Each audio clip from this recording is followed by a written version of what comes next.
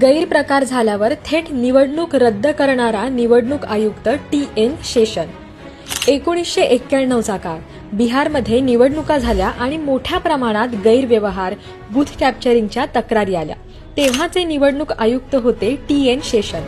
त्यांनी कुठल्याही दबावाला बळी न पडता ती संपूर्ण निवडणूकच रद्द केली। 1993 मध्ये 65 मतदान केंद्रांवर तक्रारी आल्या। शेषन यांनी तिथे थेट सीआरपीएफचे जवान तैनात केले आणि पुनर्मतदान घेतलं।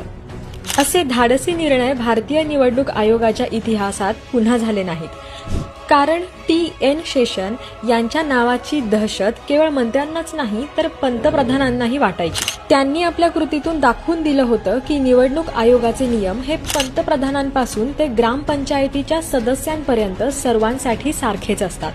त्यांनी काँग्रेसच्या एका वरिष्ठ नेत्याला ठणकावून सांगितलं होतं, मी मतदारांचा नोकर आहे, तुमच्या पार्टीचा वर्कर नाही।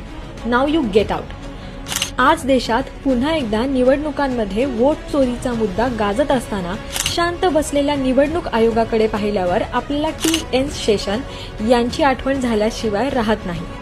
आज पुन्हा एकदा देशाला टी.एन. शेषन यांच्यासारख्या निर्भीड निवडणूक आयुक्ताची गरज आहे।